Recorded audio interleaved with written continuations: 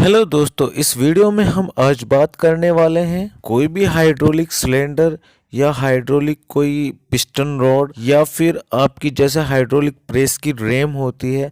अगर वो स्लो चल रही है यानी कि उसकी स्पीड जो है वो स्लो है, तो उसको हम कैसे बढ़ाएंगे और उसको कैसे हम ठीक कर सकते हैं। तो दोस्तों, मैं आपको सबसे पहले एक चीज़ बता दूं, हमारी किसी भी मशीन के अंदर जिसमें हमारा हाइड्रोलिक सिस्टम चल रहा है, उसके अंदर चाहे वो हमारा सिलेंडर फॉरवर्ड कर रहा हो या हमारा कोई हाइड्रोलिक प्रेस की रेम हो, तो यहाँ पे हमें सबसे पहले जो पता होना चाहिए, जो उसका हाइड्रोलिक पावर पैक है यानी उस मशीन का जो हाइड्रोलिक पावर पैक है उसके अंदर हमारे क्या क्या इक्विपमेंट लगे हैं। तो जैसे कि आप उदाहरण के तौर पे यहाँ पे इन पावर पैक के अंदर देख सकते हैं, तो यहाँ पे दोनों में ही अलग अलग इक्विपमेंट लगे हैं। यहाँ पे ये मैनुअल वाल लगी है, डायरेक्शन वाल, और नीचे फ्लो कंट्रोल वाल है, और रिटर्न लाइन है, और हमारा जो है रेडिएटर फैन है।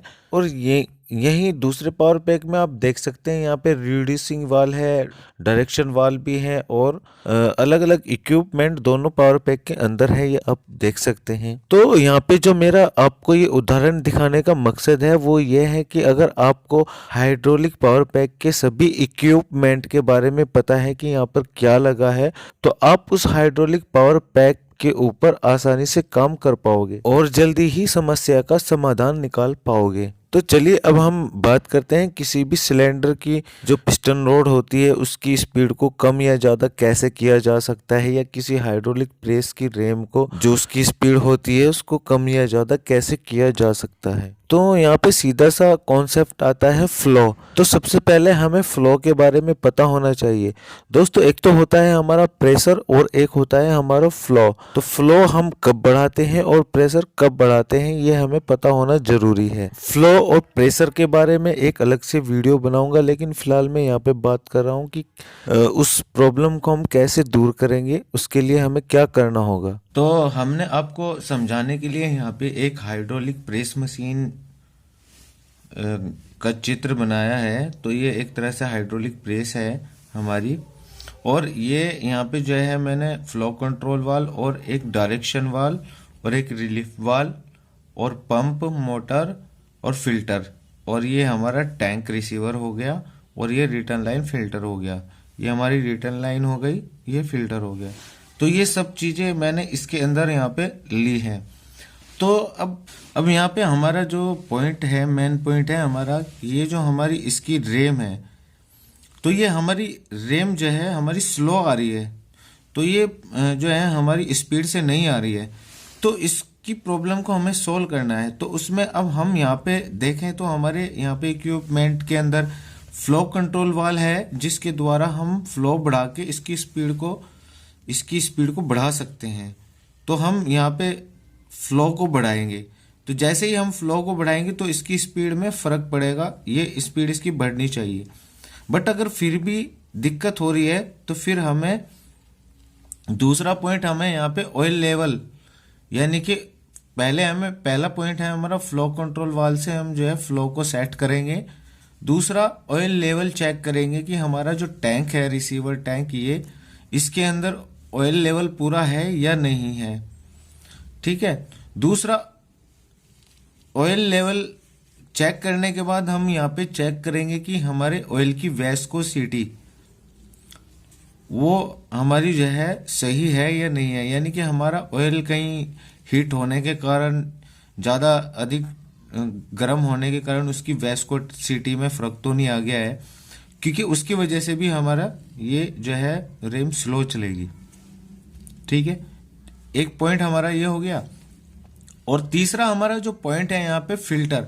तो हमारा जो सक्शन फिल्टर होता है ये भी हमें चेक करना होता है, ये हमारा कहीं ब्लॉक तो नहीं हो गया है, चौक तो नहीं हो गया है, चौकेड, यानी कि यहाँ पे जो है डस्ट जम गई होगी तो इसकी वजह से हमारा ये चौक हो गया होगा।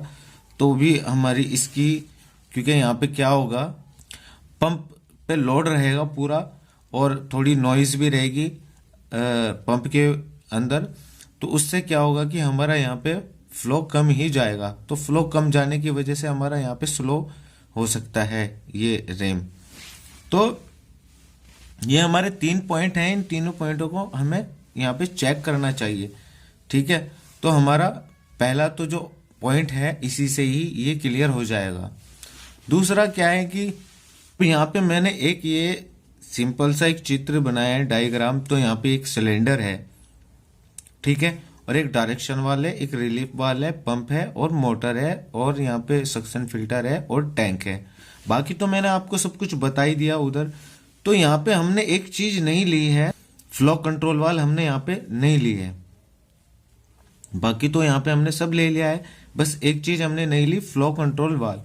तो फ्लो कंट्रोल वाल तो हमने ली नहीं, लेकिन इसका मूवमेंट जो है यानी स्लो है। अभी इसको हमें प्रॉब्लम को कैसे सोल्व करेंगे, तो यहाँ पे हमारा फ्लो कैसे बढ़ेगा, तो ये भी एक यहाँ पे जो है पॉइंट बनता है। तो क्या है ना, कुछ जगह पे जरूरी नहीं है कि हमारा फ्लो कंट्रोल वाल भी होगा। तो इस कंडीशन में हम क्या करेंगे, अगर हमारा फ्लो कंट्रोल वाल नहीं लगा है तो हमें इस कंडीशन में यहाँ पे जो पंप है, तो पंप के अंदर ही एक फ्लो को एडजस्ट करने का स्क्रू होता है लगा हुआ, तो उससे हम पंप के द्वारा ही फ्लो को एडजस्ट कर सकते हैं। उससे क्या होगा, हमारे इसकी स्पीड जो है सिलेंडर की बढ़ जाएगी। अब पावर पैक के अंदर अगर आपका इस तरह का पंप है तो आप उससे फ्लो को एडजस्ट कर सकते हैं। यहाँ पे एक रिलीफ वाल ये दी गई है और एक ये आपका है फ्लो कंट्रोल, तो यहाँ से भी आप फ्लो को एडजस्ट कर सकते हैं। और कुछ पंप के अंदर आपको इस तरीके से भी देखने को मिल सकती है फ्लो कंट्रोल, तो यहाँ पे आप फ्लो को एडजस्ट कर सकते हैं। दूसरा वो नेक्स्ट जो है साइड में वो आपकी रिलीफ वाल है, लेकिन ज़रूरी नहीं है हर पावर पैक के अंदर आपको ऐसे ही पंप मिले। तो जहाँ पे इस तरह के आपको पंप नहीं मिलते हैं तो वहाँ पे फ्लो कंट्रोल जरूर लगा होता है। तो कुछ पावर पैक ऐसे होते हैं जिनका जो पंप होता है वो टैंक के अंदर ही होता है, तो ऐसी कंडीशन में फ्लो कंट्रोल वाल जरूर आपको मिलेगा। तो वहाँ पर आप फ्लो को उस वाल के द्वारा कंट्रोल कर सकते हैं, जैसे कि यहाँ पे चित्र में दिखाए गए हैं, इनके द्वारा आप एडजस्ट कर सकते हैं। या फिर फ्लो को कंट्रोल करने का यानी सिलेंडर की स्पीड को सही करने का कोई और तरीका है तो हमें आप कमेंट करके बता सकते हैं।